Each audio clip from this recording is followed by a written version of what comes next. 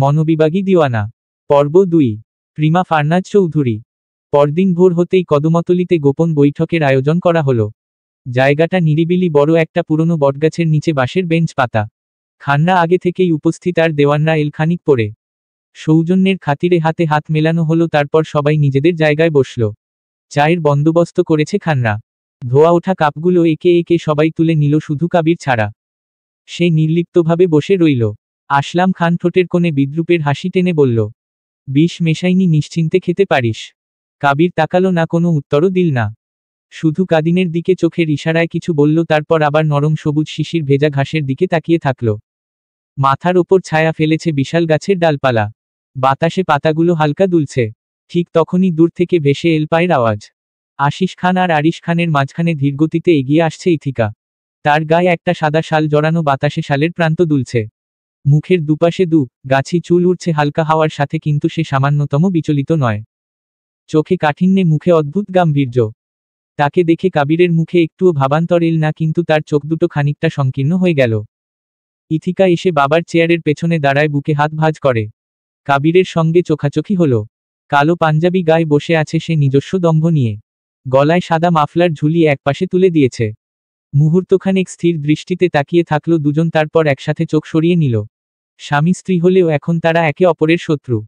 স্বামী স্ত্রীর হিসেবে একে অপরকে কবুল করছে, কিন্তু মিত্র হিসেবে নয়। এই সম্পর্কের ভবিষ্যৎ কি? শেষ কোথায়? এক ছাদের নিচে থাকলেও তারা কোনোদিন একে অপরের মিত্র হতে পারবে না। মনে ঘৃণা পুষে সংসার হয় না। সংসার মানে বোঝাপড়া মানিয়ে নেওয়া। কিন্তু যখন সম্পর্কের ভিত্তিতেই শত্রুতা, তখন সেই বোঝাপড়া সম্ভব হবে কি করে? কাবির নিঃশব্দে একটা দীর্ঘশ্বাস ফেলল। তাদের আলোচনা গড়ালো জমিজমার পুরনো বিরোধে, খান আর দেওয়ানদের সেই দীর্ঘদিনের দ্বন্দ্বে। আখতারুজ্জামান খান ও কলিমুদ্দিন দেওয়ানের বাবা ছিলেন একজনই, কিন্তু মা আলাদা। মায়ের পদবি ব্যবহার করা শুরু করেছিল তারা মায়েদের সিদ্ধান্তে। বাবার মৃত্যুর পর 2 মা যে দ্বন্দ্বের আগুন জ্বালিয়েছিলেন, তা এখনো দাউদাউ করে জ্বলছে উত্তরসূরিদের হৃদয়। খানরা বরাবরই দাবি করে এসেছে দেওয়ানরা অন্যায্যভাবে বেশি জমি দখলে রেখেছে। অথচ বাস্তবে প্রতাপের দিক থেকে খানরাই এগিয়ে। ক্ষমতা, প্রতিপত্তি সবকিছুই তাদের হাতে। কিন্তু তবুও জমির লোভ ত্যাগ করতে পারেনি তারা। জমির খাতায় মালিকানার হিসাব যাই বলুক, খানদের দৃষ্টিতে দেওয়ানদের হাতে থাকা প্রতিটি কাঠা তাদের প্রাপ্য। আর সেই দাবিকে আরও পোক্ত করে 25 বছর আগের সেই ঘটনা, যা 2 পরিবারকে রক্তের বন্ধন থেকেও আলাদা করে দিয়েছে। বছর পেরিয়েছে, প্রজন্ম বদলেছে, কিন্তু সেই স্মৃতি আজও ভোলেনি কেউ। বরং সময়ের সঙ্গে সঙ্গে বিরোধের শিকড় আরও গভীরে প্রথিত হয়েছে। দেওয়ানরা ব্যবসা বাণিজ্যে 1 দশক ধরে দারুণ সফল। তাদের সাফল্য খানদের গা জ্বালানোর কারণ। ঈর্ষার আগুনে জ্বলতে থাকা খান পরিবার তাই তাদের পথে বসিয়ে দিতে চায় বহুদিন ধরেই। গোপনে গোপনে চক্রান্ত, ষড়যন্ত্র কিছুই বাদ রাখেনি। আসলাম খান পেশায় রিয়েল এস্টেট ব্রোকার, কিন্তু ব্যবসার আড়ালে কিভাবে ফায়দা লুটতে হয় তা সে ভালোই জানে। অন্যদিকে আরজাব খান পুলিশের উঁচু পদে থেকেও আইনের অপব্যবহারে সিদ্ধহস্ত। ঘুষ, চাঁদাবাজি, অনৈতিক লেনদেন, এমন কোনো অপকর্ম নেই যা সে করেনি। সাধারণ দরিদ্র মানুষরা তার নাম শুনলেই ভয় কাঁপে। কত মানুষের দীর্ঘশ্বাস, অভিশাপ নিয়ে তাদের দিনরাত কাটে সে হিসেবকে রেখেছে। আর আশিস খান ও আরিশ খান এখনো বাপের হোটেলে আরামে দিন কাটায়, বিলাসিতায় মত্ত। আর এদিক দেওয়ান বাড়ির কাবির সম্পূর্ণ ভিন্ন। সততা, নিষ্ঠা আর পরিশ্রম দিয়ে নিজেকে গড়ে তুলেছে সফল উদ্যোক্তা হিসেবে। তার ব্যবসার মূল ক্ষেত্র মধু উৎপাদন ও রপ্তানি। বহু বছর ধরে খানদের এই মধুর ব্যবসা রয়েছে। কাবিরের হাত ধরে সেই ব্যবসা আরও উপরে উঠেছে। খান পরিবারের নিজস্ব মধুর খামার রয়েছে দেশের বিভিন্ন অঞ্চলে। বিশেষ করে পাহাড়ি ও বনাঞ্চল সংলগ্ন এলাকায়, যেখানে ফুলের পরাগায়ন স্বাভাবিকভাবে বেশি হয়। কাবির তার মধুর উন্নত প্রক্রিয়াকরণ, বিশুদ্ধতা পরীক্ষা ও ব্র্যান্ডিংয়ের মাধ্যমে তার কোম্পানিকে আন্তর্জাতিক পর্যায়ে নিয়ে গেছে, যা খানদের ঈর্ষার কারণ বটে। স্থানীয় বাজার ছাড়িয়ে মধ্যপ্রাচ্য, ইউরোপ ও এশিয়ার বিভিন্ন দেশে কাবিরের কোম্পানি মধু সরবরাহ করে। তার এই সাফল্য খানদের চোখে তীব্র কাঁটার মতো বিধে। এছাড়াও সমাজে দেওয়ানদের একটা আলাদা জায়গা আছে। তাদের আড়ালে দাঁড়িয়েও মানুষ তাদের সুনাম করে। কিন্তু খানদের ক্ষেত্রে তা ব্যতিক্রম। মানুষ সামনে তাদের প্রতি শ্রদ্ধা দেখালেও আড়ালে প্রতিনিয়ত অভিশাপ দিতে থাকে। অন্যের জীবন জাহান্নাম বানিয়ে কিভাবে নিজেরা বিলাসিতায় মত্ত থাকতে পারে, তা খানদের না দেখলে কেউ বুঝতেই পারবে না। আলোচনার এক পর্যায়ে কাবির বলে উঠল, আমি বড় জেঠার খোঁজ না পাওয়া অবধি কোনো কাগজে সই করব না। শেয়ারের ব্যবসা নিয়ে আমার কোনো দ্বিমত নেই, কিন্তু বড় জেঠা আগে ফিরুক। কথা ছিল বিয়েটা হলে বড় জেঠার খোঁজ এনে দেবে। আরজাব খান কথাটা কি ভুলে গিয়েছে? আরজাব খান কপাল কুঁচকে বলল, আমি কি সুপারম্যান যে তোমার জেলখাটা বড় জেঠা কোথায় তা আমি জানব? পাগল মানুষ, কোথায় গিয়ে মরে আছে কি করে জানবো? পুলিশ তাকে খুঁজছে, না পেলে আমাদের কিছু করার নেই। কাবির দাঁড়িয়ে পড়ল সাথে সাথে। কথা ঘুরাবি না একদম। কাউসার দেওয়ান তার হাত ধরে ফেলল শক্ত করে। আরজাব খান বলল, গায়ে হাত তুলবি নাকি? কাবির বলল, হাত নোংরা করতেও আমার আলসেমি আছে। কিন্তু যা বলছি সেটা শুনে রাখো। বড় জেঠার যদি কিছু হয় তাহলে আমি কাউকে ছাড়ব না। আসলাম খান বলল, আমার ফুপুকে মারছে তোর জেঠা। কাদিন বলে উঠল, আর আমার মাকে তোমার ফুপু মেরেছে। আসলাম খান গর্জে বলল, প্রমাণ দেখা। তোর জেঠা আমার ফুপুকে প্রকাশ্যে গুলি করে মেরেছে। তোর মাকে ফুপু মেরেছে, এটার প্রমাণ কোথায়? তোর মাকে তোর বাপই মেরেছে, তোর পাগল বাপ। কাদিনের রক্ত টকবক করে ফুটতে থাকে। বয়োজ্যেষ্ঠ আখতারুজ্জামান খান হাত তুলে চেঁচিয়ে বলে, থামো সবাই। কি শুরু করলে? এরকম করতে থাকলে শত্রুতা বাড়তেই থাকবে। কলিমুদ্দিন, তুই কি চাস তা তোর ছেলে আর নাতিদের বলে দে। বৃদ্ধ কলিমুদ্দিন দেওয়ান কাবিরকে বলেন, কাগজে সইখানা করে দাও দাদু ভাই। কাবির নিজ সিদ্ধান্ত অটল। অসম্ভব, আমি একটা সইও করব না। এদের আমি একদণ্ড বিশ্বাস করি না। যারা মানুষের জীবন নিয়ে ছিনিমিনি খেলতে পারে তারা সবকিছু করতে পারে। বড় জেঠাকে সুস্থ স্বাভাবিক অবস্থায় না পাওয়া অবধি আমি কোনো কাগজে সই করব না। ইথিকা বলল, আপনার জেদ ছাড়ুন, যা বলছে তাই করুন। শুধু শুধু কেন ঝামেলা বাড়াচ্ছেন? তার কথা শেষ হওয়ার আগেই কাবির গর্জে উঠে বলল, এই চুপ। আমাকে তোমার গোলাম ভেবেছ? তোমার কথা কেন শুনবো আমি? একদম পণ্ডিতগিরি দেখাবে না। তোমার কি কাজ এখানে? সবাই কেঁপে উঠল। ইথিকা চুপসে গেল। তাকে এভাবে বলতে পারল? কাউসার সাহেব কাবিরের উদ্দেশ্যে বলল, কাবির শান্ত হও, আমরা অন্য প্রসঙ্গে যেতে পারি। এভাবে কোনো কিছুর সমাধান হবে না। কাবির বহু কষ্টে শান্ত হয়ে বসল। দুই পরিবারের মধ্যে চুক্তি হয়েছে বিয়ের আগে। এই চুক্তির মধ্যেই বহু হিসাব নিকাশ, পুরনো দ্বন্দ্বের আপোষ আর ভবিষ্যতের মোড় ঘোরানোর গোপন চাল লুকিয়ে ছিল, তা বুঝতে পেরেছিল দেওয়ানরা। কিন্তু তারপরও মতো দিতে হয়েছিল বড় জেঠাকে জেল থেকে ছাড়াতে। চুক্তিগুলো ছিল এমন, দেওয়ানদের বিরুদ্ধে যত মামলা রয়েছে সেগুলো তুলে নেবে খানরা।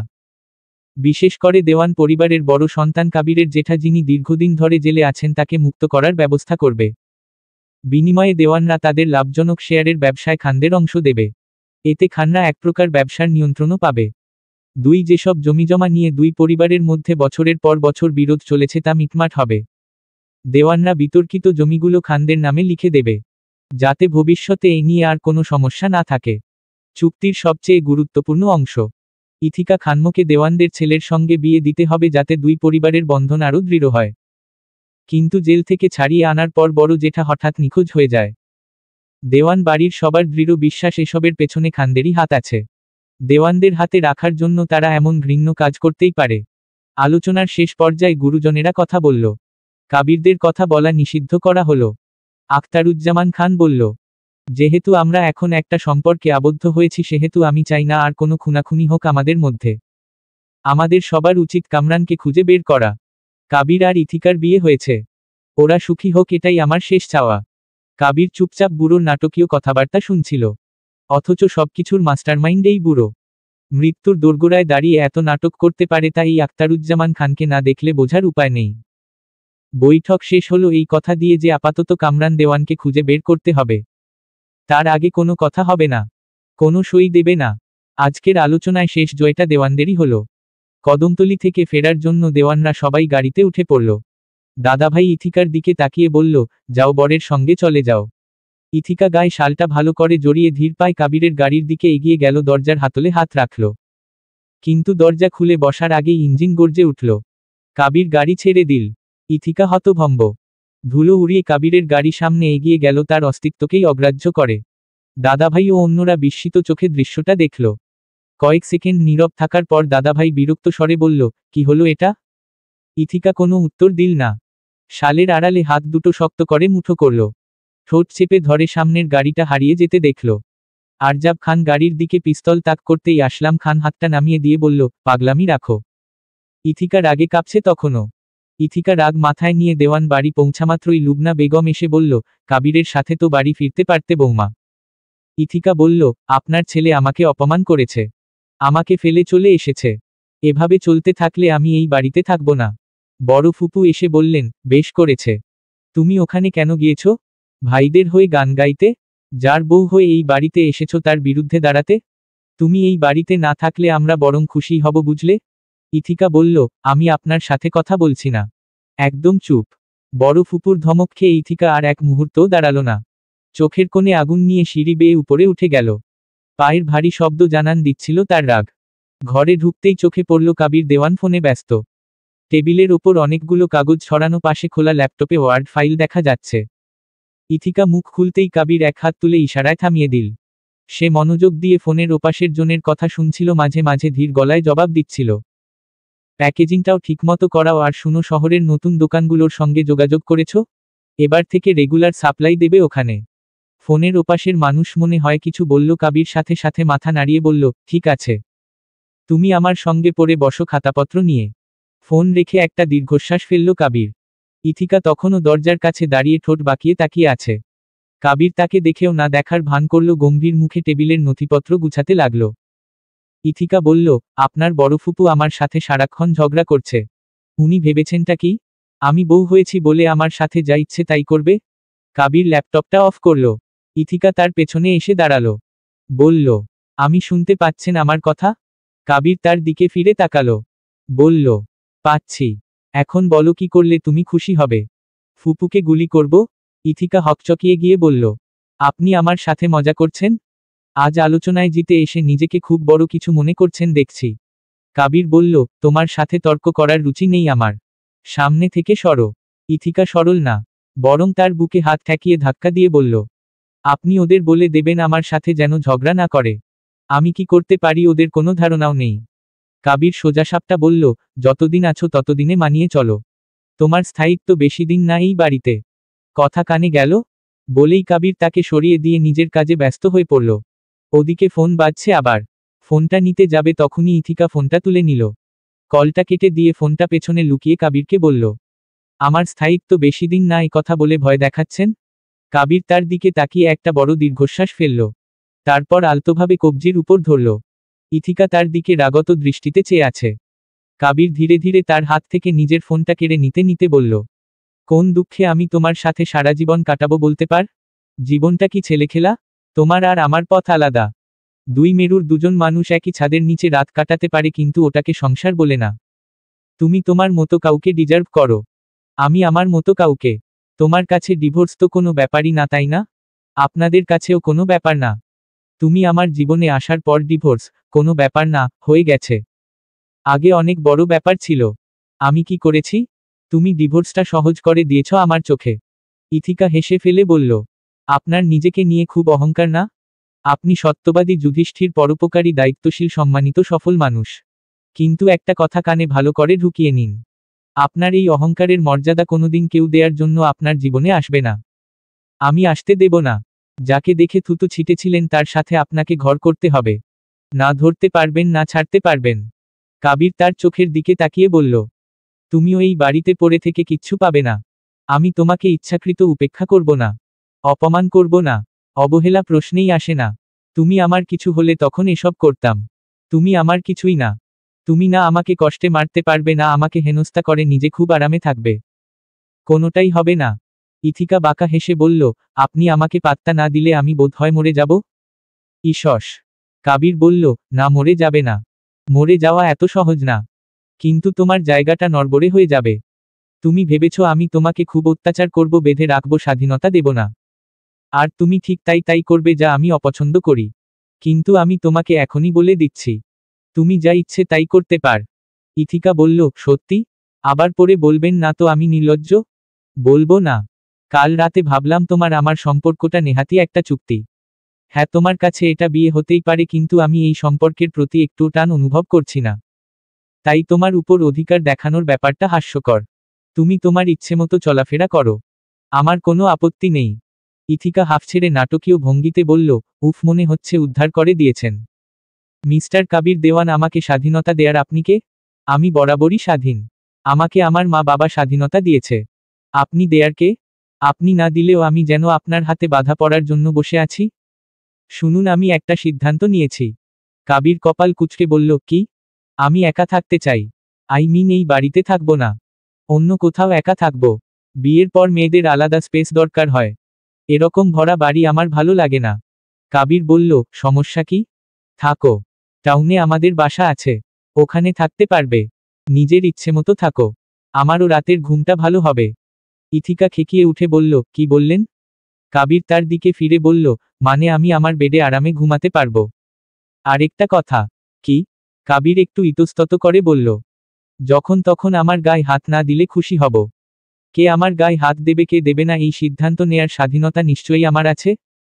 ইথিকা গোল গোল চোখে তাকালো, বুকে হাত ভাঁজ করে বলল, ওকে ফাইন। আরেকটা কথা, আমি কাল একটা ক্যাম্পে যাচ্ছি। আপনি কাইন্ডলি আপনার ওই প্যানপ্যানানি ফুপুকে বলে দেবেন। বিরক্তিকর মহিলা। না বললে আবার বলবে কিছু বলিনি কাউকে। অসহ্য। কাবির জানতে চাইল, কতদিনের জন্য যাচ্ছ? ইথিকা বলল, হতে পারে 2-3 সপ্তাহ। অনেক ঘুরব।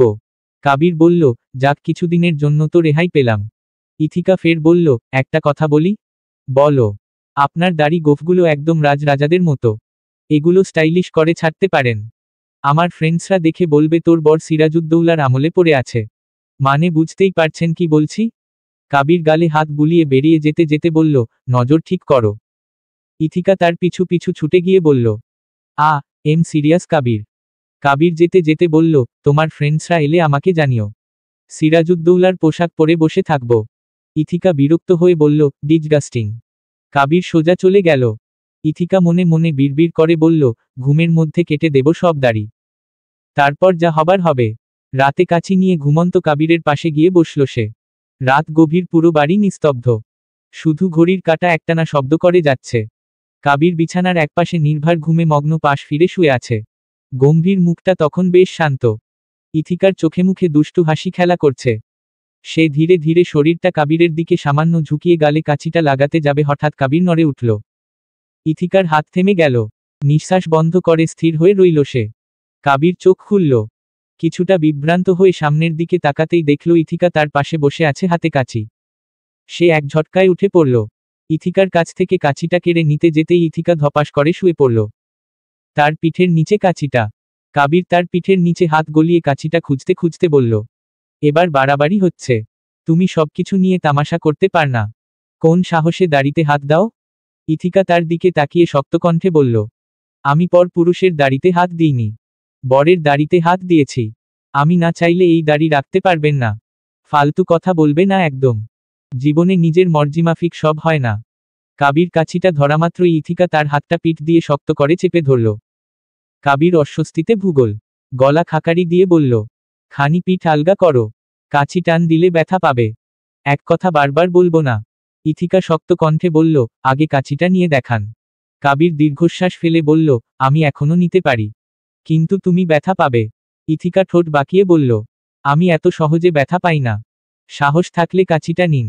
কাবির তার চোখের দিকে তাকিয়ে দেখল তাকেও পরীক্ষা করছে। সে আঘাত করার সাহস রাখে কিনা। তাই সে আর তর্ক না করে কাছিটা ধরে হ্যাঁচকা টান দিল। ঠিক সেই মুহূর্তে ইথিকার শরীর ঝাঁকিয়ে উঠল ব্যথায়, চোখ কুঁচকে সে অপ্রত্যাশিতভাবে কাবিরকে জড়িয়ে ধরল। কাবির হতভম্ব হয়ে দেখল কাচির ধার শুধু তার ব্লাউজে ছিঁড়েনি, পিঠেও আঘাত করেছে। রক্ত বেরিয়ে এসেছে। কাবির পিঠের ওইখানে ইথিকার শাড়ি দিয়ে আলতো করে চেপে ধরে বলল, হয়েছে। কাল সকালে 4 বাদর খান হাজির হয়ে জানতে চাইবে তাদের বোনের পিঠে কেন ছুরি চালালাম। ঘরটা রাতের গভীরতাকেও হার মানাচ্ছে। দমবন্ধ করা গন্ধ ভাসছে বাতাসে। জানালাগুলো বোঝাই যায় না। তবে একটা কোনায় পুরনো পর্দা একটু ফাঁক হয়ে আছে। গুড়ি গুড়ি ধুলো ও ম্লান চাঁদের আলোর প্রবেশ দেখে মনে হচ্ছে আলো অন্ধকারের ভারে দমচাপা হয়ে যাচ্ছে। মেঝেটা ভেজা। দেয়ালের প্লাস্টার উঠে গেছে। স্যাঁতস্যাঁতে ভাবার কর্নারগুলোয় অদ্ভুত ছোপ ছোপ দাগ। দরজার কবজা হঠাৎ কিঞ্চিত নড়ে ওঠে বাতাসে, তার সঙ্গে দরজার ফাঁক দিয়ে একটু ফিসফিসানি ভেসে আসছে। দরজার ওপাশে কারা? পুরনো কাঠের চেয়ার পড়ে আছে এক কোণে, তার এক পা সামান্য ভাঙা। ওই চেয়ারটাতে একজন রুগ্ন পুরুষ মানুষ বসে আছে। গালে কাঁচাপাকা দাড়ি, চোখ দুটো নিবু নিবু। তার পাতলা কঙ্কালসার হাত কাঁপছে, শরীরে অবসাদ আর দীর্ঘ রোগভোগ আছে তা বোঝা যাচ্ছে। হঠাৎ দরজাটা করাত করে শব্দ করে খুলে যায়। বাতাসের ধাক্কায় জানালার পর্দা এক ঝটকায় উড়ে উঠে আবার ঝিমিয়ে পড়ে। এক লম্বামতো ছায়া বেপরোয়া ভঙ্গিতে হেঁটে ভেতরে ঢোকে। তার ভারী বুটের শব্দ মেঝের স্যাঁতস্যাঁতে নির্বতাকে খানখান করে দেয়। ডান হাতে ধরা ওল্ড মঙ্ক বোতলের অর্ধেকের বেশি খালি। আর একটু হেলে পড়লেই মেঝেতে ছলকে পড়বে বাদামি তরল। বা হাতে সিগারেটের শেষ অংশটা জ্বলছে। ধোয়া সরু সরু রেখায় উঠে মিলিয়ে যাচ্ছে অন্ধকারে। লোকটা বোতলের মুখটা ঠোঁটে ঠেকিয়ে এক ঢোক নেয়।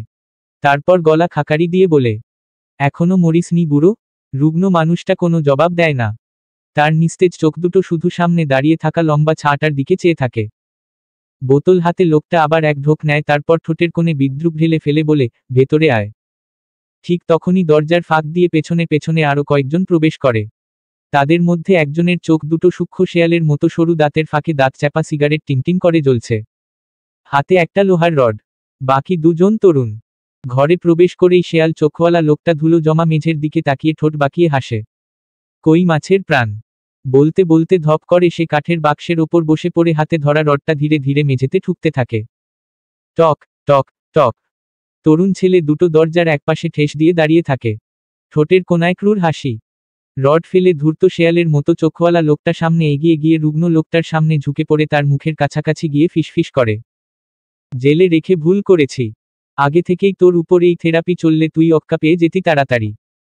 আফসোস হচ্ছে, বিরাট আফসোস হচ্ছে। রুগ্ন মানুষটা হঠাৎ হেসে উঠে। হাসতেই থাকে। শয়তানগুলো থমকে যায়। চারজনই একে অপরের দিকে তাকায়। হলোটা কি? দ্বিতীয় জনের মেজাজ বিগড়ে গেল। সে আর সহ্য করতে পারল না। খপ করে রুগ্ন লোকটার গলা চেপে ধরে বলল, তোর এত হিম্মত। ঠিক তখনই বড়জন তার হাতটা টেনে ছাড়িয়ে নেয়। মেজাজ সামলা। অন্য দুইজন ধৈর্য হারিয়ে তীক্ষ্ণ কণ্ঠে বলল, জবাই করে দাও বড় ভাই। একে ছাড়লে আমাদের সমস্যা বাড়বে। দেখ এখনো কেমন তেজও ছাড়া পেয়ে কি করবে। বুঝতে পারছো?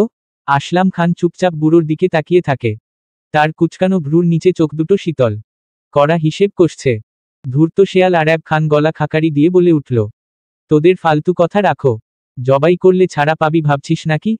কাবির দেওয়ান পাতাল থেকে সব খবর বের করে আনবে। ঘরটা আবার থমথমে হয়ে গেল। জানালার পর্দা আস্তে আস্তে দুলছে, বাইরে কোথাও একটা কুকুর ডেকে উঠল। রুগ্ন মানুষটা হাসতে হাসতে বলে উঠল, ভয় পাচ্ছিস? আরেহ খান বেটারা, ভয় পাস না। মেরে দে। আমি তোদের বলছি কেস খাবি না। মেরে দে। তার বিদ্রুপ আর ব্যঙ্গ খানদের গায়ে আগুন ধরিয়ে দিল। আরাব খান তার দিকে হঠাৎ ঝুঁকে পড়ল। কোমর থেকে স্টিয়ার M9 পিস্তলটা বের করে ঠেকিয়ে দিল রুগ্ন মানুষটার কপালে। ঠান্ডা ধাতব স্পর্শে লোকটার শরীর একটু কাঁপল না, বরং হাসিটা আরো বাড়ল। আরাব খান নিচু গলায় ফিসফিস করে বলল, সত্যি? তোর ছেলেমেয়েরা কিন্তু তোর অপেক্ষায় আছে বুড়ো। তোর ভাই ভাইপো বোন আর তাদের ছেলেমেয়ে সবাই। তার কৌশলী হুমকি শুনে রুগ্ন মানুষটা এবার আর হাসে না। হঠাৎ কেমন চুপসে যায়। সবার কথা মনে পড়ে। সবার চেহারা স্মৃতিপটে ভেসে উঠে। সব কেমন এলোমেলো লাগে। দৃষ্টি ঝাপসা হয়ে আসে। জীবনটাকে এভাবে ছাড়খাড় হতে হলো কেন? সোনার সংসার ছিল তার। তার দু সন্তান কাদিন কল্পনা, ওরা মা বাবার আদর মহব্বত বেশিদিন পেল না কেন? এত প্রশ্নের একটারও উত্তর নেই। এই খানরা সব তছনছ করে দিয়েছে। সবটা। কাবিরের জীবনটাও ধ্বংস করে দিল। নিশ্চয়ই সেই মেয়ে আরেক পিশাচিনী। ওরকম একটা পিশাচিনী তার সোনার সংসারটা ধ্বংস করে দিয়েছিল। স্ত্রী সন্তানদের নিয়ে তো ভালোই কাটছিল ছন্নছাড়া কামরান দেওয়ানের। বড় সন্তান হওয়া সত্ত্বেও বিয়ে করেছিলেন ছোট ভাইয়ের পর। ছন্নছাড়া জীবনটাতে ভালোবাসা নিয়ে আসে তার স্ত্রী মোহনা বেগম। সংসার হয়। দু সন্তানের পিতা হন তিনি। তারপর হঠাৎ নেমে আসে ভয়ঙ্কর এক ঝড়। ওই ঝড়ে সব ভেসে গেল। স্ত্রী, সংসার, স্বপ্নগুলো। এত আফসোস, আহাজারি কষ্ট তিনি লুকোবেন কোথায়? চোখ থেকে উত্তপ্ত দু ফোঁটা জল গড়িয়ে পড়ে। তা দেখে চার ভাই হাসতে থাকে। তিনি চোখ তুলে তাকান তাদের দিকে। মনে মনে বিড়বিড় করেন, তোরাও আমার গুলিতে মরবি, ঠিক যেভাবে তোদের বাপের বোন মরেছিল আমার হাতে। আল্লাহর কসম, তোরা জীবনেও শান্তিতে মরতে পারবি না। ঘরটি আধো অন্ধকারে ডুবে আছে। জানালার ফাঁক গলে আসা চাঁদের ম্লান আলো ছড়িয়ে আছে দেওয়ালের কোণে কোণে। ইথিকা বুকের নিচে বালিশ দিয়ে শুয়েছে, নিঃশব্দে শ্বাস ফেলছে। কাবির তার পিঠের দিকে ঝুঁকে আছে। ইথিকার মেরুদণ্ড বরাবর গভীর মনোযোগে সে দেখছে ক্ষতস্থানের জায়গাটা। কাঁচির ধারালো ফলা টেনে দিয়েছে ত্বকের ওপর। ক্ষতটা সরু হলেও বেশ গভীরে গেঁথেছে।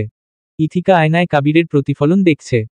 গম্ভীর মনোযোগী চোখে মুখে অদ্ভুত নির্লিপ্ততা নিয়ে তুলোর টুকরোতে জীবাণুনাশক ঢেলে আলতো করে ক্ষতস্থানে ছুঁয়ে দিতেই ইথিকার শরীর কেঁপে উঠল।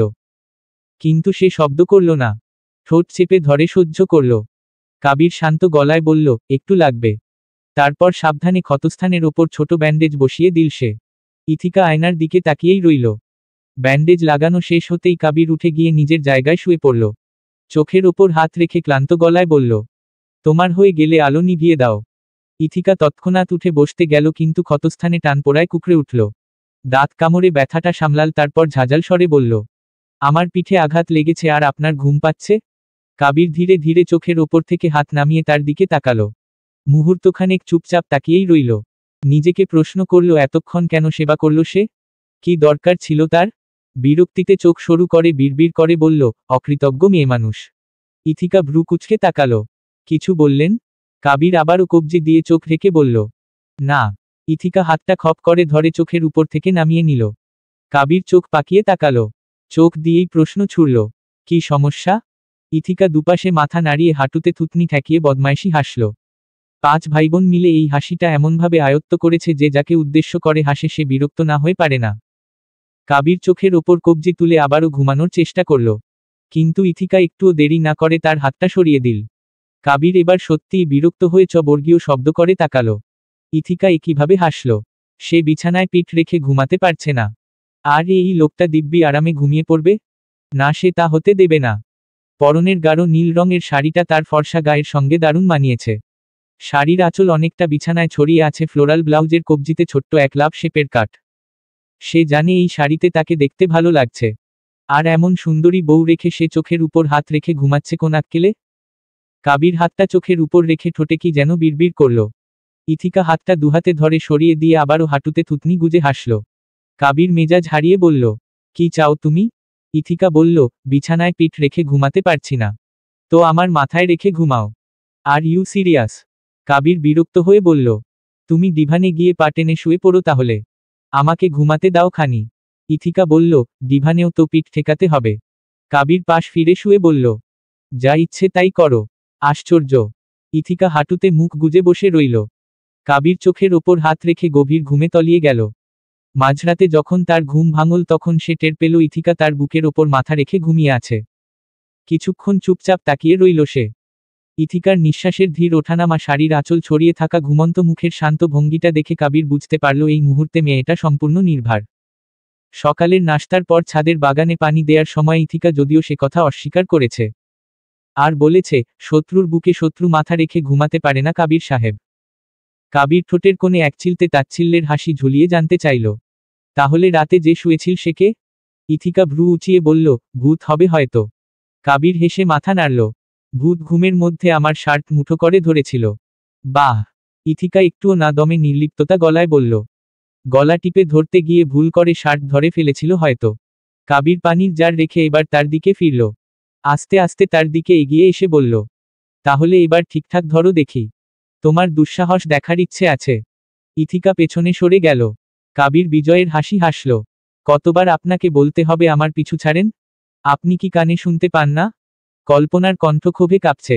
লোকটার প্রতিক্রিয়া না দেখতে পেয়ে কল্পনা আবারও চেঁচিয়ে উঠল, আশ্চর্য, আপনি কি চান আমি আমার ভাইদের বলি আপনার বিষয়ে? আপনার হাড়গোড় আস্ত থাকবে তারপর? আমার পিছু নেবেন না প্লিজ, নিজের ভালোটা বুঝুন। লোকটা চুপ। সব সময় চুপ করে থাকে। একদম প্রতিক্রিয়া দেখায় না। যেন সে কোনো পাত্তা দেয় না কল্পনার কথাকে। অথচ প্রতিদিন সে এই পথেই আসে, কল্পনার পিছু নেয়, কিন্তু কখনো কিছু বলে না। কল্পনা বিরক্তিতে হাত মুঠো করল। আপনি শুনতে পাচ্ছেন আমার কথা? আমি আপনাকে অপছন্দ করি। ব্যক্তিত্বহীন পুরুষ আমার পছন্দ না। সব সময় এক কথা বলতে ভালো লাগে না। লোকটা মাথা নামিয়ে রাস্তার উড়ে আসা পাতাগুলোর দিকে তাকিয়ে থাকল।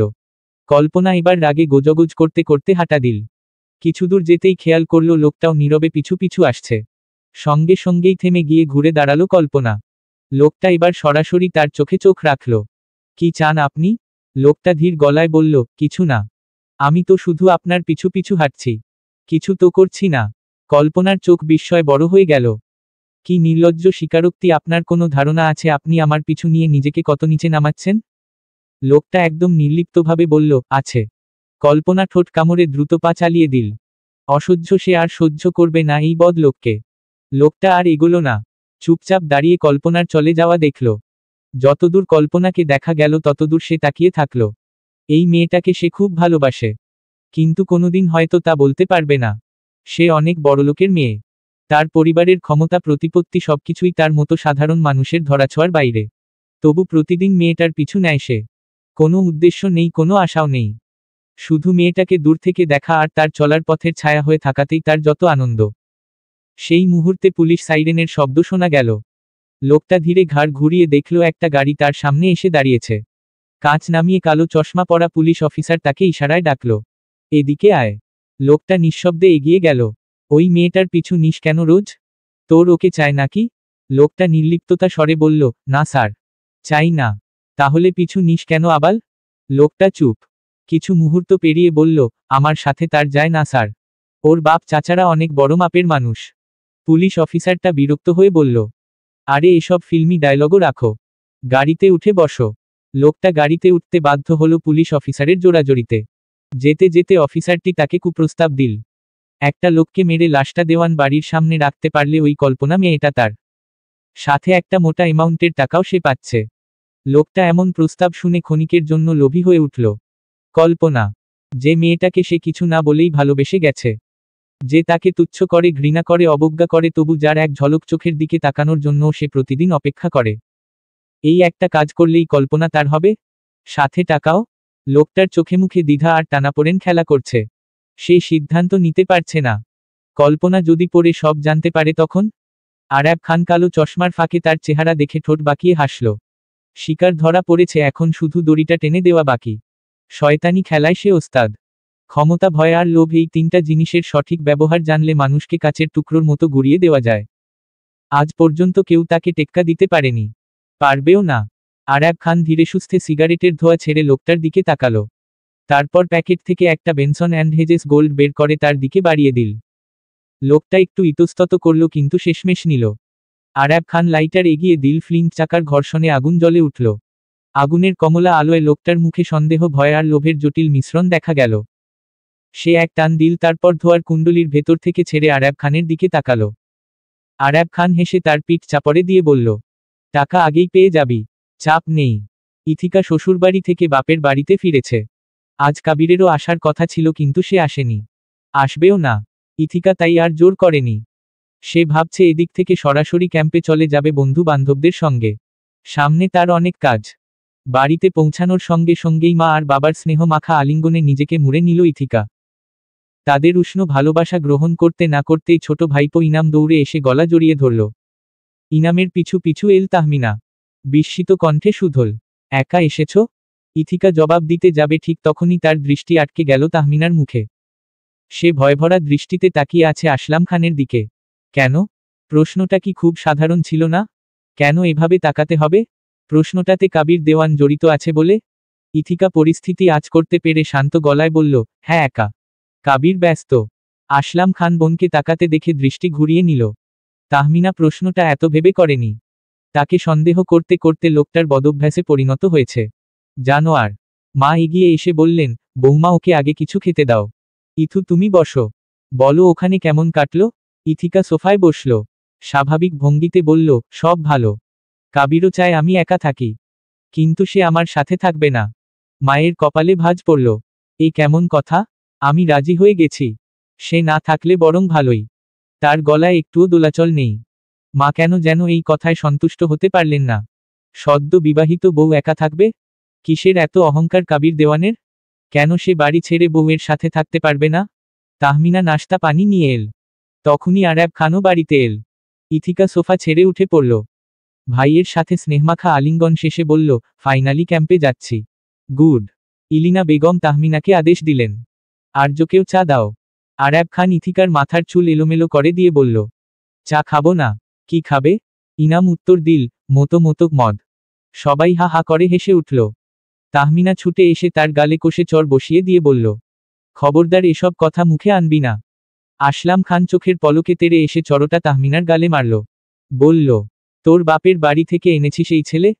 আমার বাড়িতে দাঁড়িয়ে আমার ছেলের গায়ে হাত তুলিস কোন সাহসে? তাহমিনা টলমলে চোখে তাকালো। শক্ত কণ্ঠে বলল, ও শুধু আমার ছেলে। আসলাম খান গর্জে উঠল, কি বললি? ইথিকা সামনে এসে দাঁড়ালো। বলল, ভাইয়া আমি আসামাত্র এসব কি? তাহমিনা ইথিকার দিকে তাকিয়ে বলল, তোমার ভাইকে পারলে শেখাও তোমার শ্বশুরবাড়ির পুরুষ মানুষগুলো তাদের স্ত্রীকে কত সম্মানে রাখে। ইথিকা চুপ করে রইল। আসলাম খান বলল, তুই তোর বাপের বাড়ি চলে যা। আমার ছেলে আমার কাছে থাকবে।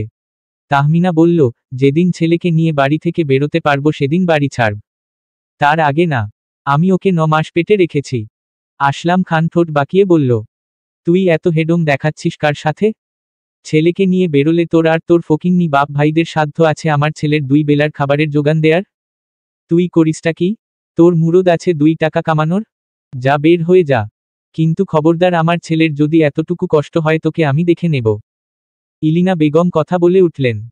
খবরদার আমার নাতিকে নিয়ে কোথাও যাবে না। তাহমিনা বলল, আপনার ছেলে যেহেতু যেতে বলেছে আমাকে তো যেতেই হয়। আমি আমার ছেলের মুখের অন্য ঠিকই জোগাড় করব। ইথিকা বলল, ভাবিও অসুস্থ হয়ে যাবে। তাহমিনা বলল, অসুস্থ পরিবেশে বড় হচ্ছে।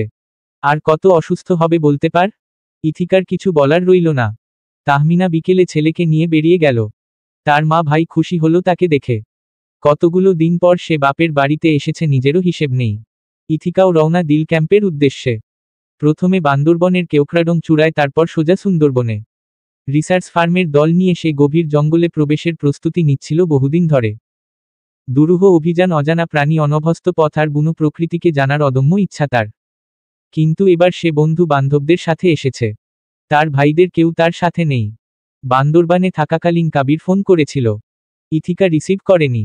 পরে সে নিজ থেকে ফোন দিতেই কাবির রিসিভ করেনি। সুন্দরবনের শুনশান গহীনে ইথিকা তার টিমের সাথে পা রেখেছে খুব সকাল সকাল। তখন অদ্ভুত শিহরণ বইছিল শরীর জুড়ে। চারপাশে বিশাল গাছপালা, শ্বাসমূলের জঙ্গল আর পানকৌড়ির ডানা ঝাপটানোর শব্দ শুনে কি অদ্ভুত রকম ভালো লাগছিল তার। রিসার্চ ফার্মের দল তার ঠিক পেছনেই।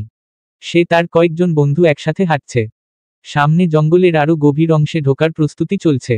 গাইড সতর্ক করল, এখানে বাঘের আনাগোনা আছে, সাবধানে পা ফেলবে সবাই। ইথিকা ছবি তুলতেই ব্যস্ত। সে দেশ বিদেশে অনেক জায়গা ঘুরেছে, সুন্দরবনে এই প্রথম। আসলে তার কখনো সুন্দরবন দেখার ইচ্ছে হয়নি, কিন্তু এবার মনে হলো না, এসে ভুল করে ফেলেছে। এবার সে সিদ্ধান্ত নিয়েছে যেখানে যাওয়া হয়নি সেখানে সে যাবে। কিন্তু স্মৃতি ক্যামেরা বন্দি করবে। পাশ দিয়ে হাঁটতে হাঁটতে বন্ধু জিজ্ঞেস করল, বর কেমন রে? ইথিকা ঠোঁট উল্টে বলল, ভালোই। শুধু ভালো? ইথিকা হাসল, অল্প চেনাজানা হয়েছে বর হিসেবে, কিন্তু দেওয়ানি হিসেবে তো আগে থেকে চিনি। বলেছি না ওরা প্রকাশ্যে গুলি করে মানুষ মারতে পারে। হঠাৎ দলের একজন চেঁচিয়ে উঠল। সবাই সাথে সাথে ঘাড় ফিরিয়ে তাকালো। সাপ সাপ! সবাই থেমে গেল। একটা কালো সাপ গাছের শাখায় লেপ্টে আছে। তার চকচকে শরীর গাছের ছাল আর পাতার মধ্যে মিলিয়ে গেছে। বোঝাই যাচ্ছে না। ভাগ্যিস তার চোখে পড়ল। দলের একজন সদস্য হঠাৎ মজার ছলে সাপটার দিকে ঢিল ছুঁড়ে দিল। দলের সবচেয়ে অভিজ্ঞ লোকটা তাকে গর্জে উঠল, what are you doing? Don't be reckless. You have no idea how dangerous that could be. কিন্তু কেউ খেয়াল করেনি ঢিলটা ছুটে গিয়ে হঠাৎ করেই দূরের একটা মৌচাকে গিয়ে পড়বে। আর সাথে সাথে মৌমাছির ঝাঁক হঠাৎ করে তাদের দিকে উড়ে আসতে শুরু করে। শো শো আওয়াজে পরিস্থিতি উত্তপ্ত হয়ে উঠে। যে যেদিকে পারে সেদিকে ছুটতে থাকে। রিসার্চ ফার্মের সিনিয়র সবাই ধমকাধমকি করেও থামাতে পারল না। সবাই ছুটছে, প্রাণ বাঁচাতে হবে। সিনিয়রও শেষমেশ ছুটল। এদিকে ইথিকা ক্যামেরায় ভিডিও রেকর্ড করতে ব্যস্ত ছিল। চারপাশে মৌমাছির উড়ে আসার শব্দ আর তাদের ঝাঁক বয়ে চলা দৃশ্যটা এত সুন্দর, এত বিশাল মৌচাক সে কখনো দেখেনি। ক্যামেরার লেন্সে সে ছবি আর ভিডিও ধারণে ব্যস্ত, কিন্তু ভিডিও শুটিংয়ের তালে সে নিজেই বিপদে পড়বে তা নিয়ে এতটা ভাবেনি। মৌমাছির ঝাঁক তার দিকে ছুটে এল, কিন্তু সে পালানোর সুযোগ পেল না। এক ঝাঁক মৌমাছি তাকে ঘিরে ধরল। সে চিৎকার করতে করতে ছুটতে লাগল। কি যন্ত্রণা, বিস্ফোরার মতো ব্যথা। ছুটতে ছুটতে হঠাৎ শক্তপোক্ত একটা বুকের সঙ্গে তার মাথার ঠোকা লাগল। কিছু বুঝে উঠার আগেই কাপড় দিয়ে তার মুখ ও নাক বেঁধে দিল লোকটা। ইথিকার দমবন্ধ হয়ে এল। যন্ত্রণায় চোখ ফেটে জল পড়ল। ক্যামেরা, ফোন, সানগ্লাস, এমনকি সে নিজেই কোথায় গেল সে জানতেই পারল না। ইথিকা নিজেকে বিছানায় আবিষ্কার করল। চার ভাই তার সামনে। মা বাবার উদ্বিগ্ন চেহারা। তার চোখ খুলতেও বেশ পোহাতে হলো। শরীরের প্রতিটি জায়গায় ব্যথা। কি অসহ্য যন্ত্রণা। পুরো মুখটা, গলা, ঘাড়, হাত পা সব ঢোলের মতো ফুলে আছে। আসলাম খান বলল, যাদের সাথে গিয়েছিলি তারা ওখানে মাছি তাড়াচ্ছিল? একা একা মৌচাকের সামনে গিয়েছিলি কেন? ইথিকা ঠোঁট নাড়াতে পারছে না। হাত দিয়ে ছুঁয়ে দেখল ঠোঁট দুটো বেশ ফুলে গেছে। চোখে জল টলমল করছে। মা এসে তার পাশে বসল। মাথায় হাত বুলিয়ে দিল। আরাব খান বলল, মা ওকে কিছু খাইয়ে ঔষধ খাইয়ে দাও। ইথিকা ধীরে ধীরে বাহুর যন্ত্রণাটা অনুভব করল। সূক্ষ্ম চিমটির মতো ব্যথা। সম্ভবত ইঞ্জেকশন দেওয়া হয়েছে। মা সামনে এসে বসে সুপের বাটিটা তার মুখের সামনে ধরলেন। ধোয়া ওঠা সুপের গন্ধ নাকে আসতেই ইথিকা মুখ ঘুরিয়ে নিল। কিছু খেতে ইচ্ছে করছে না। মাথার মধ্যে কেবল একটা কথাই ঘুরছে, সে সোজা বাড়িতে কিভাবে এল? তার ক্যামেরা, ফোন, সব গেল কোথায়? সে মুখ ফিরিয়ে নিল, খেতে চাইল না। আশিস খান পাশে দাঁড়িয়ে তাচ্ছিল্যের স্বরে বলল, খাচ্ছিস না কেন? একা একা আর কোথাও যাবি? তুই কি বিয়ের পর বলদ হয়ে গেছিস নাকি? রাগে ইথিকার কপালে শিরাগুলো দপদপ করে উঠল। পাশের বালিশটা তুলে নিয়ে ছুঁড়ে মারল আশিসের দিকে। আশিস হো হো করে হেসে বালিশটা খপ করে ধরে ফেলল। তারপর সেটা আবার ইথিকার মুখের দিকে ছুঁড়তে নিল। ঠিক তখনই আরাব খান হাত বাড়িয়ে বালিশটা মাঝপথে ধরে ফেলল। কড়া স্বরে বলল, ওর মুখের অবস্থা দেখছিস না? তার গলায় চাপা ধমক শুনেই আশিস থেমে গেল। ইথিকা ধীরে ঠোঁট নাড়ল, গলাটা খসখসে শোনালো নিজের কাছেই। মম ওয়াশরুমে যাব। মা তাকে ধরে ধরে ওয়াশরুম অবধি নিয়ে গেলেন। আয়নার সামনে যেতেই তার মুখ দিয়ে বিকট এক চিৎকার বেরিয়ে এল। দুই হাত দিয়ে মুখ চেপে ধরে ফুপিয়ে কাঁদতে শুরু করল। কি অদ্ভুত লাগছে তাকে দেখতে। চিৎকার শুনে সবাই ছুটে এলো। মা দ্রুত ইথিকাকে জড়িয়ে ধরে বললেন, ট্রিটমেন্ট চলছে মা, ফোলা কমে যাবে, কেঁদো না সোনা। আসলাম খান বিরক্ত গলায় বলল, এক এক জায়গায় যাবে আর এক একটা বিপদ নিয়ে ফিরবে, তারপর সারাদিন কান্নাকাটি। ভাইরে ভাই, আরেকটা বোন থাকলে না জানি কি দশা হতো।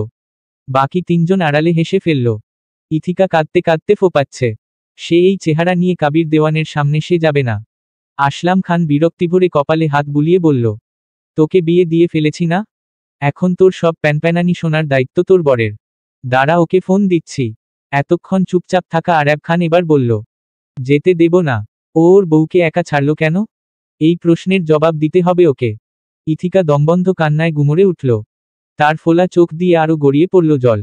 আরাব খান বিস্ময় বলল, কি আশ্চর্য, ভুল কি বললাম? ইথিকা বলল, যাব না ওই বাড়িতে। আরাব খান ইথিকার কাঁধে হাত রেখে শান্ত গলায় বলল, ওকে ঠিক আছে, যাস না, কিন্তু আগে শান্ত হ, ফ্রেশ হয়ে কিছু খেয়ে নে। কাঁদলে তো সমস্যা মিটবে না, তাই না? ইথিকা কোনো জবাব দিল না, চোখের পানি মুছতে লাগল। আরিশ মুখ টিপে হাসতে হাসতে বলল, ইথু, তোর মুখটা কুমড়োপটাশের মতো দেখতে লাগছে। ইথিকা ক্ষিপ্ত হয়ে জোরে এক চিৎকার দিল। আরাব খান সাথে সাথে রেগে তাকাতেই আরিশ ধূপধাপ করে দৌড় দিল ঘর থেকে বেরিয়ে। মা ঠোঁটে হাসি চেপে বললেন, আচ্ছা আচ্ছা, শান্ত হও। আর্য, তুমি আরিশকে কয়টা চড় থাপ্পড় দাও তো। ইথিকা সঙ্গে সঙ্গে বলে উঠল, আমি দেব। বাবা গম্ভীর মুখে বললেন, আরেহ, তার জন্য তো সুস্থ হতে হবে, নইলে ছোটাছুটি করে আরিশকে ধরবে কেমন করে? মারার জন্য তো এনার্জি লাগবে। ইথিকা তৎক্ষণাৎ চেঁচিয়ে বলল, ঠিক আছি আমি। বাবা ভরকে গিয়ে দ্রুত বললেন, আচ্ছা আচ্ছা, বেশ। চারপাশে গুমোট বাতাস, তার চোখে মুখে নির্লিপ্ততা ভাব।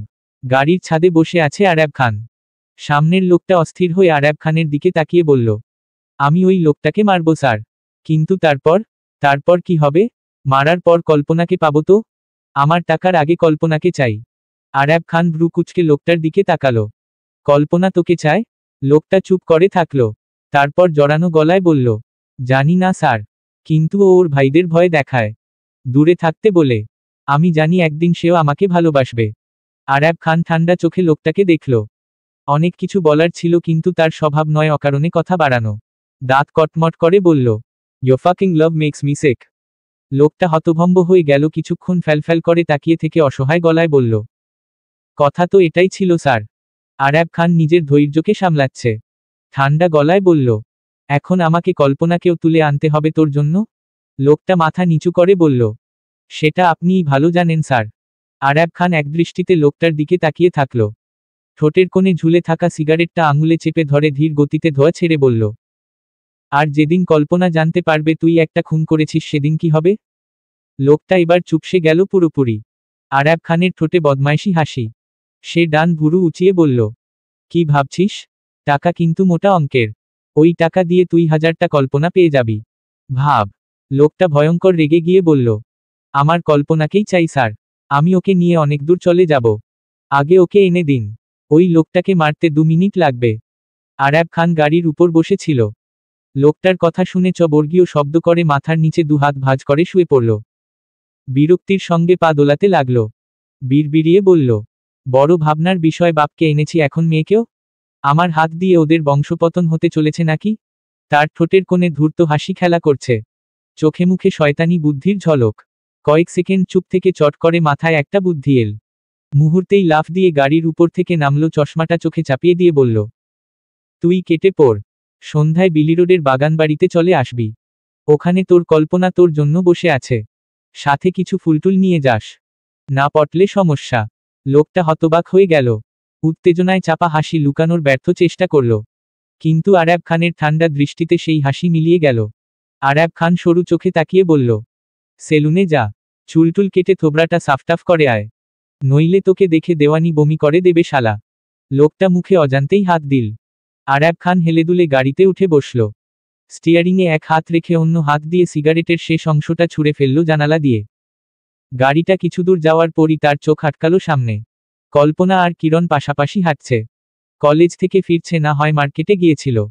এক মুহূর্ত চিন্তা না করেই সে ব্রেক কষে দাঁড়ালো কল্পনাদের সামনে। কল্পনা বিরক্ত হয়ে চেঁচিয়ে উঠল। রাস্তাঘাটে এত অজাত কুজাতের কুকুর হয়েছে যে হাঁটাও যাচ্ছে না। বকতে বকতে সে চলে যেতে লাগলো। আরাব খান তার সাহস, স্পর্ধা আর মুখের ভাষা দেখে স্তব্ধ। কি বেয়াদ্দবেই মেয়েটা, একটুও ভয় পায় না। কিরণ তবু চুপচাপ হাঁটছে, বরাবরের মতো শান্ত ভীতু সে। বড় আপুর রাগকে ভয় পায়, কিন্তু আপুর মতো সাহস তার নেই। তাই মুখে কিছু বলার প্রশ্নই ওঠে না। যদিও তার খুব ইচ্ছে হচ্ছিল পিছন ফিরে তাকিয়ে দেখতে এই মুহূর্তে আরাব খানের চেহারা কতটা ভয়ানক দেখাচ্ছে, কিন্তু সাহস করল না। তাছাড়া ওই খানদের মুখ দেখলে দিনটা ভালো যায় না। আরাব খান কল্পনার দিকে একদৃষ্টিতে তাকিয়ে দাঁতে দাঁত পিষল। মনে মনে বিড়বিড়িয়ে বলল, অজাত কুজাত বলা বের করছি, দাঁড়া, খুব বার বেড়েছে তোদের। বলেই গাড়ি স্টার্ট দিল। ঠিক তখনই আশিসের ফোন এল। ওপাশ থেকে গম্ভীর গলায় বলল, বাড়িতে কাবির ভাই আসছে, দ্রুত ফিরে আসো। আরাব খান এক শব্দে বলল, আসছি। তারপর ফোন রেখে এক ঝটকায় গাড়ির গতি বাড়িয়ে দিল। খান বাড়ির গেটের সামনে এসে পৌঁছাতেই কাবিরের গাড়িও এসে দাঁড়ালো ঠিক পাশেই। কাবির গাড়ি থেকে নামল, কিন্তু একবারও তার দিকে তাকালো না, বরং নিঃশব্দ দৃঢ় পায়ে সোজা ভেতরে ঢুকে গেল। ড্রয়িং রুমে ইথিকা নিশ্চিন্তে বসে চিপস খাচ্ছিল। টিভির পর্দায় কিছু একটা চলছিল, কিন্তু সেদিকে তার মনোযোগ নেই। কাবিরকে দেখতে পেয়ে সে মুহূর্তেই জমে গেল। মুখ ঢাকার উপায় খুঁজল, কিন্তু কিছু পেল না। কাবির তার দিকে তাকিয়ে আছে, মুখের ভঙ্গিমা দেখে বোঝা যাচ্ছে না মনে মনে হাসছে কিনা। ইথিকা মুখে হাত দিল, আবারও কাবিরের দিকে তাকালো। লোকটার চোখমুখ স্বাভাবিক। ইথিকা কোনো রকমে পালিয়ে যাওয়ার জন্য এক পা বাড়াতেই পেছনে থেকে কাবিরের গম্ভীর হিমশীতল কণ্ঠ ভেসে এল, পালাচ্ছ কোথায়? তোমাকে নিয়ে যেতে এসেছি। কোনো চেঁচামেচি ছাড়াই চুপচাপ চলো। ইথিকা থমকে গেল, একটুখানি ফিরল, কাবিরের চোখের দিকে তাকালো। কাবির সোজা বলল, চলো। পেছনে থেকে আরাব খান বলল, ও যাবে না। কাবির সাথে সাথে তার দিকে ফিরে চেঁচিয়ে বলল, তুই আদেশ দেয়ার কে রে? আসলাম খান এতক্ষণ সোফায় বসা ছিল, এবার দাঁড়িয়ে পড়ল। কাঠোকাঠ গলায় বলল, ওকে একা ছাড়লি কেন? তোর কাছে দেখছি আমার বোন নিরাপদ নয়। কাবির রক্তচক্ষু নিয়ে তাকিয়ে বলল, তুই গিয়েছিস তোর বোনকে বাঁচাতে? শুধু বড় বড় কথা বলতে শিখেছিস। আসলাম খানের কপাল কুঁচকে গেল। ইথিকা হতভম্ব, কাবির গিয়েছে সুন্দরবনে? সেই লোকটা কাবির ছিল? কি আশ্চর্য, কত কি ঘটে গেল। তার কিছু ভালো লাগছে না। তার কি চলে যাওয়া উচিত? সে ঝামেলা চায় না এই মুহূর্তে। আরাব খান ঠোঁট গোল করে বলল, ওহো হো, উদ্ধার করে ফেলেছ ভাই কাবির। বউয়ের বিপদে ঢাল হয়ে থাকা বরের দায়িত্ব, আর তুমি সেটাই করেছ ভাই, বাড়তি কিছু করনি। কাবির বলল, তোরা সেসবও জানিস নাকি?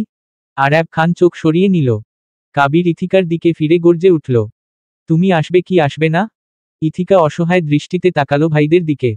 ওরা কিছু বলছে না। সে বলল, যাব না আমি, সুস্থ হলে যাব। কাবির তাকে শেষবারের মতো বলল। ইথিকা এল না। উপরে উঠে যাবে অমন সময় কাবির এসে তার হাত খপ করে ধরে টেনে নিয়ে এল। আরাব খান ঢাল হয়ে দাঁড়াতেই কাবির তাকে ধাক্কা দিয়ে সরিয়ে দিয়ে ইথিকাকে গাড়িতে এনে বসাল। ইথিকা বলল, আমি যাব না। কাবির রক্তগরম চোখে তাকাতেই ইথিকা চুপসে গেল।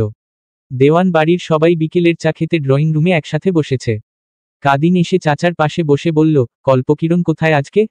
বুয়া ঝিনুক তাদের সামনে চায়ের ট্রে রেখে চলে গেল।